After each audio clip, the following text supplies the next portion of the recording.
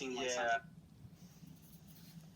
It was better than Ninja Turtles 3, which was the last one that was in the theater, or like the last, well, okay, it was the last live-action Ninja Turtle movie. So how do you feel about seeing the first live-action Turtle movie since Turtles 3? You mentioned what you're talking about is the 2007 movie, which was the animated one, which a lot of people seem to have forgotten about. Yeah, I don't know. Nobody gives a shit about the 2007 one anymore. I don't know why. Whenever you're at the movie store, like Suncoast Video or something, Yeah. you see the collection of the Turtles movies. It's always like the 3 Turtles movies. They never like. Yeah, that's been forgotten. Yeah, exactly. Like they've been playing the three from the 90s on TV a lot, right? Lately, and not the 2007 one. And you know what? I can kind of understand, because I think now the excitement of that movie's faded. It's kind of like now you look at it and you're like, oh, well, this could have been like a made-for-DVD movie. Yeah. It was okay. You know, it wasn't like amazing or anything. Yeah, the 2007 one was decent, but yeah, I can definitely see that. It seemed like something that would have been better just as like a special on television. Yeah. Yeah, I watched it recently, and I thought it kind of wasn't as exciting as I remembered. I think it was exciting at the time because it was like, oh, a new Ninja Turtle movie. Yeah, but finally. Then it wasn't. It's like, Yeah, and then that's how we feel about this one. Was kind of like, oh, now it's exciting again because there's a new movie. But we also feel kind of like, you know, everybody's got on their minds like, oh crap, like the Turtles look ugly. Obviously, yeah, they look really ugly. That's one of my big problems with this movie is I do not like how the Turtles look at all. It takes you out of it a little bit. I think while watching the movie, I got used to that, but the Turtles are so lovable. And they have What was wrong with the way the Turtles looked? Like, Ninja Turtles was one of the most popular things, like, in the world, you know, as far as characters. And everybody loved the Ninja Turtles, how they looked, you know, just on the cartoon and in the comics. And, like, you know, in the original movie, 1990, right? Or 1989, the original movie. Everybody loved how they looked. They were appealing. Why did they have to go and change them into, like, realistic-looking, ugly things? Well, I guess I wouldn't say realistic, but well, you know, more like a real turtle. But like people were fine that they didn't look like real turtles. Like all these years, all of a sudden they have to like try to make it look more like a real turtle. I don't think it's even so much the look. I think that you know, if it was a horror movie, maybe it'd be fine. But it's so freakishly contradictory to their personalities. Yeah, like they're just not appealing to look at. Lovable characters, but gross looking. Yeah, and I do have to say the only even you know, of all the things that happened in the movie, the most unrealistic thing that happened. Oh, and by the way, we're not going to do any like major spoilers yet. We're going to do some spoilers at the end, but right now, just minor spoilers. So yeah, we'll let you know when we're going to talk about that spoiler stuff. Like we're not going to say any major plot points or anything like that yet. Maybe a little bit at the end, but we'll warn you before that. You'll have your chance to pause or turn off the video. But so what I'm about to tell you right now is something extremely minor, but what I thought was kind of funny is that the most unrealistic thing to me in the movie was April O'Neil made a phone call on a payphone. I don't remember that happening because I remember her pulling out her phone and you see like an advertisement for Skype. Oh, you know? No, she was in an alley at one point on a payphone, and I was like, wow, a payphone. Yeah. Do those exist still? Not many. It's pretty much just wiped out. Well, she is. They are in New York City, so I guess in New York City you can. Oh, are they? I suppose. Yeah. Yeah. Well, anyway, where do you want to go next with this? Where do I want to go next? Payphone, so. I want to talk about how Vernon is in the movie, and you know. James and I did a video a few years back talking about some of the things that we wanted to see. And I do have to say this much for the movie. Even though overall I didn't really care for the movie, it did meet a lot of the criteria that we wanted to see in the movie. Yes. One of the big things that we wanted to see was to bring back a lot of characters from the cartoon. Now, there was no Bebop and Rocksteady. No Krang. No Krang.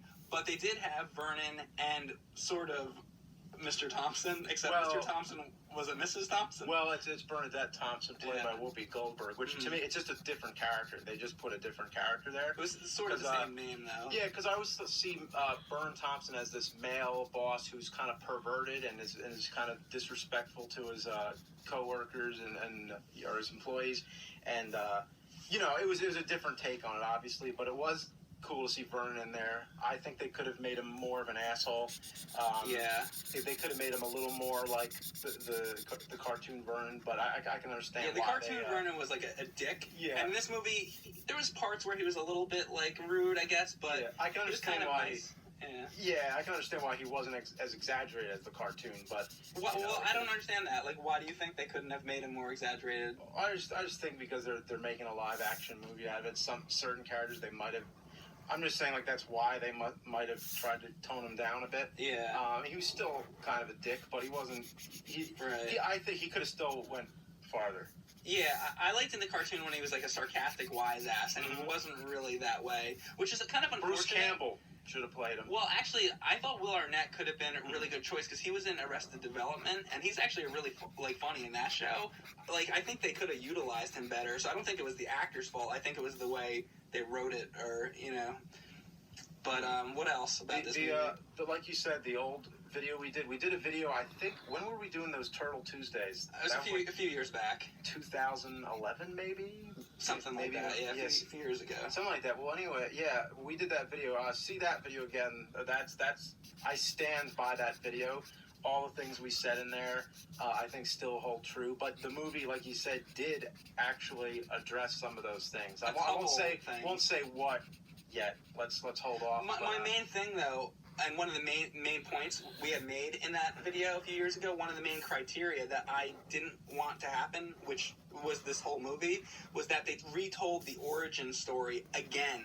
And what we had said before was, I don't want to see the origin story again. We all know who the Ninja Turtles are. We all know how they came about. Why do we have to hear that story again? And the argument is always, well, kids today, haven't heard it. They need to hear it. But it's like, come on. Like, how many times do we have to retell the same fucking story? It's like, well, that's what I liked about the 2007 one, is that it just started and they're already going. It's exactly. Like they didn't have to really go back. But at the same time, I agree with that, but at the same time, I kind of saw something in there that I'd never seen before. And what was that? Well, let's see. This is a minor spoiler, I guess, but it's when the turtles are young, they actually show them as before they're teenagers. That I thought was actually kind of cool. Yeah, I like that. It usually jumps from when they're baby turtles. You start to see them mutate, and then it kind of jumps ahead to them being teenagers. Mm-hmm. So it showed a lot that them learning all their skills and everything, and it was actually, I thought that was kind of charming to see them young. It could have been, and I imagine if they had. I don't know. There's just thoughts run through my head. I just was thinking of the movie Born Free, which is one of the most tear-jerking movies of all time. Which is an amazing movie, by the way. But in that movie, you see a bunch of lion cubs growing up, and I imagine that as they could have made this Academy Award-winning Born Free of Ninja Turtles, of like having the turtles, showing them grow up over time, and like you just latch on to them and you start to, they almost become like your own kids, seeing them grow up, That's just a thought. But no, I do not think they should do a prequel. They should not do Ninja Turtles The Origin. Don't do that. Let's just move. We all know the story. Like, let's go to the next thing. They probably are going to make another movie after this, I'd imagine. So it'd be great if they could bring in some of the other things we'd want. Like, there was no Technodrome or any of that. I was glad that Shredder was in it, because I was worried a while back that they were going to use, like, aliens from outer space or something like that. So Shredder is in the movie. And I like that, but Shredder he had a bit of a crazy look to him. I think you've seen the trailer. Yeah. You could see that. I thought that maybe that would be the Super Shredder version. Like, he gets beefed up at the end into some new armor and he's got new weapons. But he reminded me of Megatron. He looked kind of like a Transformer. Exactly. He looked like a Transformer. It was exaggerated, but at least it was good seeing Shredder in it. Speaking of Transformers, they had a lot of shots in this movie that reminded me of the Transformers movies. How, there'll be action going on, but then they do slow-mo of them jumping through the air, which is like, that happens all the time in those, Michael Bay Transformers movies. And what did you think of when they do that? Do you like that? When they did it in this movie, I was always kind of relieved. I'm like, oh, good, now I can actually see what's going on. Because a lot of times things are going so fast. For the most part, actually, I think the action in this movie was really well done. I think there were parts where it was like, okay, like it's enough, like like the camera's like moving all over and all this like fast cutting. And I think if you're making a movie with so much CG in it, that you have the luxury to make shots go on longer. It's not like you have to film something and make it all work in one take. That's why old action movies where they're using practical effects and everything it's you have to cut things up faster to put it all together and make sense. But this time I think they should do more long shots. Speaking of a long shot or a long thing, I thought that scene where they were going down the mountain, like, took forever. Like, how big was that fucking mountain? Like, it seemed like 20 minutes they were sliding down this mountain. That went on, like, way too long for me. Yeah. I still thought it was a pretty good set piece. But, yeah, it went on a little bit. The action, I two things, like two contradictions, but, like, a plus and negative is that the ones that were done on, with the Jim Henson Company, in 1990, and super appealing. The first two Turtle movies, not the third. Really, well, that they after that there's no Jim Henson. I guess the effects were really lowered in that one, but it was lowered. Yeah. But looking at the first one especially, the effects in that movie were really good. The animatronics and Splinter looked like an old beaten down